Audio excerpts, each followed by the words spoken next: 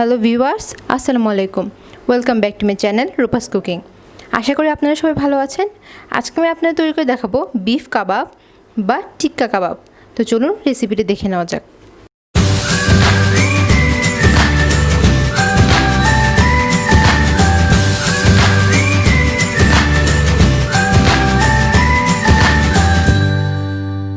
আমি 1.5 কেজি গরুর মাংস ছোটো ছোটো কিউব করে কেটে ভালোভাবে ধুয়ে নিয়েছি।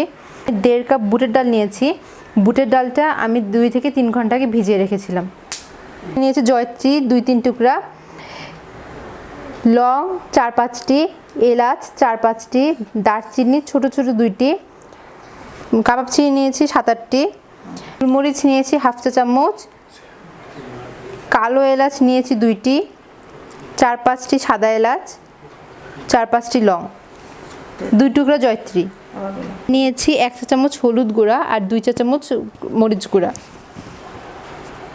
1 চা চামচ ধনিয়া গুঁড়া, 1 চা চামচ গরম মশলা গুঁড়া, স্বাদ মতো লবণ, 2 চা চামচ আদা বাটা আর 1 চা চামচ রসুন বাটা, 4-5টা রসুনের কোয়া। আমি রান্নাটা প্রেসার কুকারে করব, আপনারা চাইলে পাতিলেও করতে পারেন। মাংসগুলো প্রেসার কুকারে দিয়ে দিব।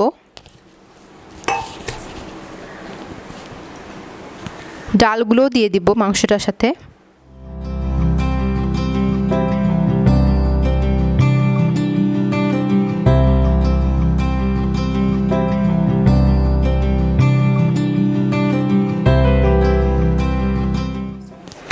মরিচ আর হলুদ গুঁড়ো দিয়ে দিব, গরম মশলা আর ধনিয়া গুঁড়ো দিয়ে দিব, রসুনের কোয়া, আদা বাটা রসুন বাটা আর পরিমাণ মতো লবণ দিয়ে দিব। হাফ চামচ জয়ফল গুঁড়া, 1/3 কাপ তেল আর যে মশলাগুলো নিয়েছি সেগুলো দিয়ে দিব।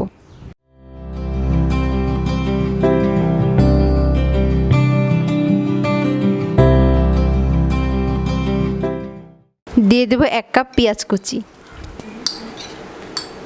এখন আমি সব কিছু একসাথে চুলায় বসিয়ে দেব। এখন আমি মাংসগুলো ভালোভাবে নেড়ে দিব।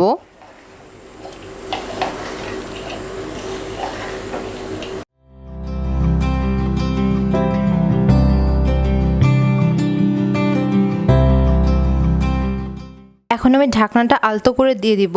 আমি ঢাকনাটা পুরোপুরি লাগিয়ে দিব না, মাংসটা থেকে পানি বের হয়ে আসবে, তারপর আমি মাংসটাকে কষিয়ে নিব।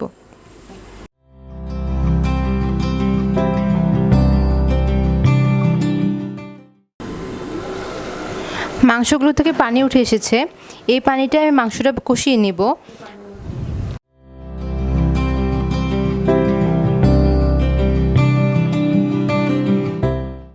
মাংসটা থেকে পানি উঠে এসেছে, এই পানিটার মধ্যে আমি মাংসটা কষিয়ে নিব। মাংসটা খুব বেশি কষানোর দরকার নেই, 5-6 মিনিট কষানোর পর আমি পানি দিয়ে দিব। মাংসটা কষানো হয়ে গিয়েছে, দিয়ে দিব 2 কাপ পানি। এখন চুলার আঁচটা মিডিয়াম লোতে রেখে 7টা সিটি আসা পর্যন্ত অপেক্ষা করব। আরেকটা কথা বলে রাখি, আমি প্রথমে মাংসটা কষিয়ে নিয়েছি, তারপরে কিন্তু পানি দিয়েছি। আপনারা চাইলে পানি দিয়ে একেবারে বসিয়ে দিতে পারেন, কিন্তু কাবাবটা খেতে অতটা টেস্টি হয় না। সো আপনারা এই প্রসেসটা ফলো করতে পারেন। এখন আমি মিক্সারটা পাটায় বেটে নিব, আর আপনারা যতটুকু সম্ভব গোটা মশলাগুলো তুলে ফেলে দিবেন।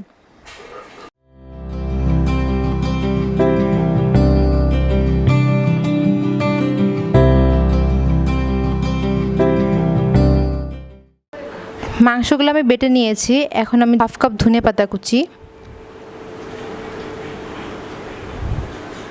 4টা মরিচ কুচি কুচি করে কেটে নিয়েছি, ঝালটা আপনারা বুঝিয়ে দিবেন।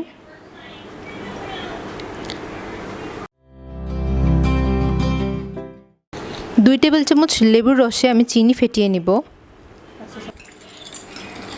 চিনিটা দেওয়ার কারণ হচ্ছে লেবুর টকটা ব্যালেন্স করার জন্য, আপনারা চাইলে স্কিপ করতে পারেন।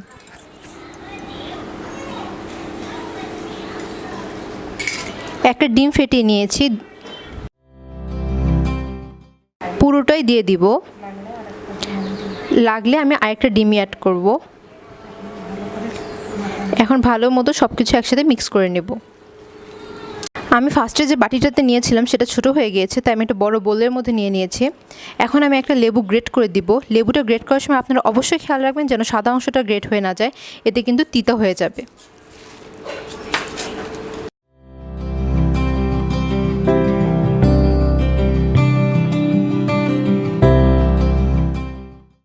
একটা ডিম এনাফ ছিল না, এই জন্য আরেকটা ডিম অ্যাড করে দিব।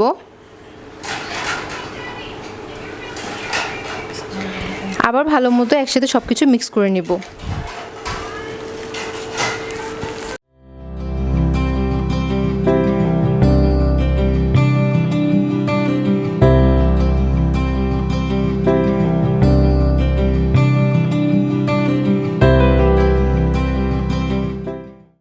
আমি হাফ কাপ বিস্কিটের গুঁড়া নিয়েছি, আমি একটু একটু করে অ্যাড করব আর মিক্স করব একটা পারফেক্ট ডো তৈরি হওয়া পর্যন্ত।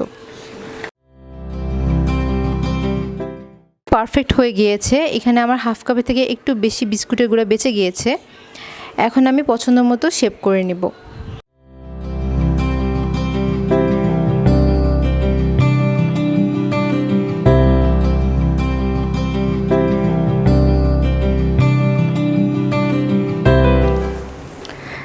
কাবাবগুলো বানানো হয়ে গিয়েছে, টোটাল 65টা কাবাব হয়েছে। আমি কিছু কাবাব ভেজে নিব আর কিছু কাবাব ফ্রোজেন করব। ফ্রোজেন করার ওয়ে হচ্ছে একটা ট্রেতে আপনারা ট্রে সহ ডিপে নামিয়ে রাখবেন 10 মিনিটের জন্য। 10 মিনিট পর বের করে আবার উল্টে দিবেন, তে আবার 10 মিনিটের জন্য রেখে দিবেন। তারপরে একটা যে কোনো এয়ারটাইট বক্সে রেখে দিয়ে আপনার 2 থেকে 3 মাস সংরক্ষণ করতে পারেন। আমি একটা প্যানে পরিমাণ মতো তেল দিয়ে নিয়েছি, তেলটা গরম হয়ে গিয়েছে। এখন আমি কাবাবগুলো দিয়ে দিব।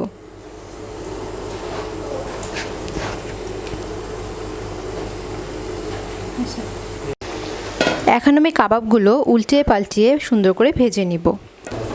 কাবাবগুলো ভাজা হয়ে গিয়েছে, এখন আমি নামিয়ে ফেলবো। আশা করি আমার রেসিপিটা আপনাদের সবার ভালো লেগেছে। রেসিপিটি ভালো লেগে থাকলে please like, comment, share and subscribe করবেন। আরও নতুন নতুন রেসিপির জন্য পাশে থাকা বেল আইকনটিতে প্রেস করবেন। আল্লাহ হাফেজ।